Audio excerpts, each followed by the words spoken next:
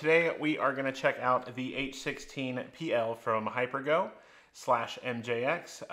We'll do a quick overview, we'll go run it, and we'll talk about it at the end. And since we're back in here, we'll run the intro on this video.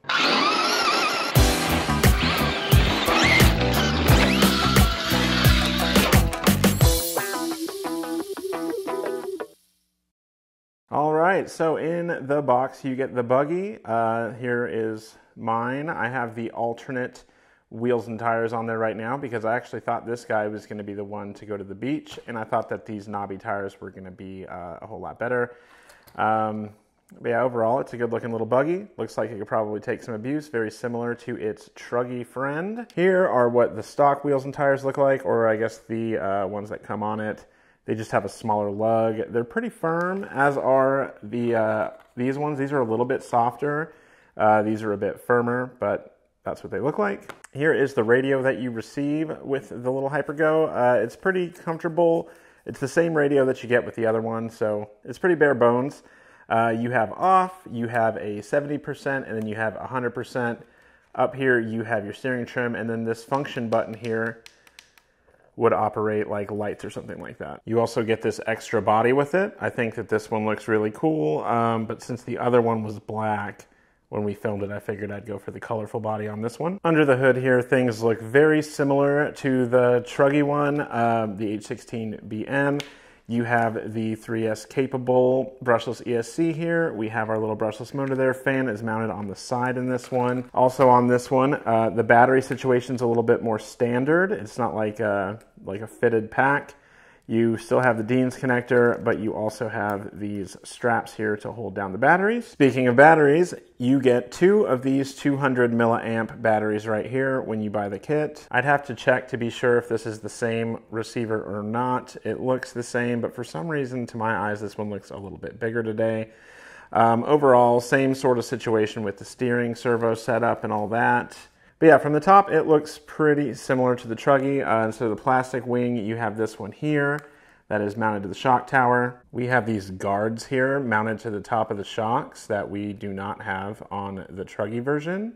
In the front, as far as a body mount goes, we only have this one body mount here instead of 2 like the Truggy would have.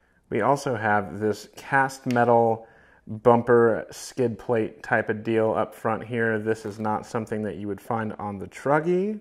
We have the same sort of cast thing here in the back. It looks sort of like a little skid plate slash hinge pin keeper type of deal. Here's a quick peek at some of those extras I mentioned earlier. Here's that differential. Here are the little CBDs that you get.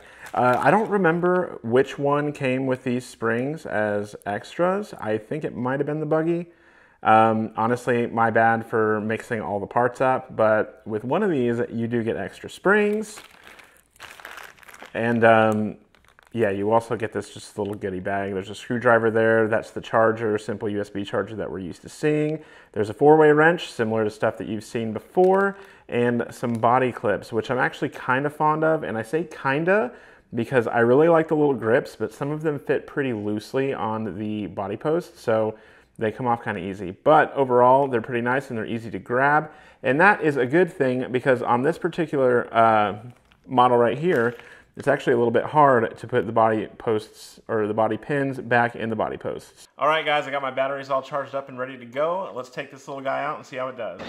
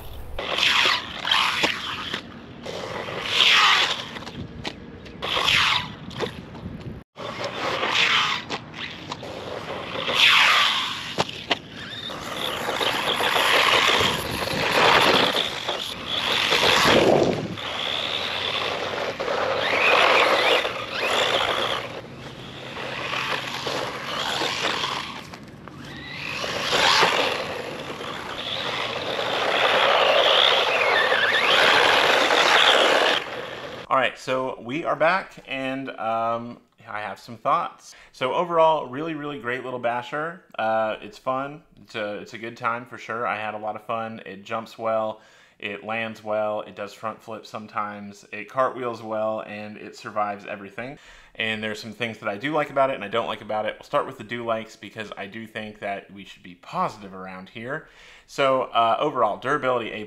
This thing is not going to break very easily. The way I was sort of messing around with it and taking it apart, everything is very integrated as far as the chassis, shock towers, everything on this thing is pretty well integrated, and I did notice the same thing on the H16BM. I think that does kind of attribute to their durability. I do like how fast it is. This thing books on 2S. It's plenty fast enough to have a lot of fun with, and it is 3S capable. So if you really want some more speed, it's very available to you. All you gotta do is stick a 3S battery pack in there and you will be cooking with grease.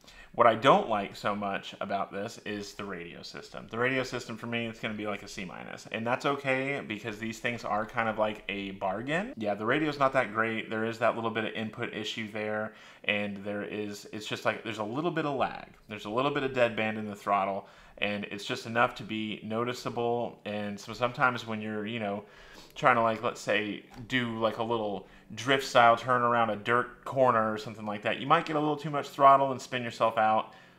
It's just not always that predictable, and with something like this, and you got kind of a lot of power, that can be a bum out. But otherwise, it's very fast, it's very fun, it's durable, it looks really cool. I like it. It's sleek. It comes with extra parts. It comes with extra wheels and tires. You get an extra diff.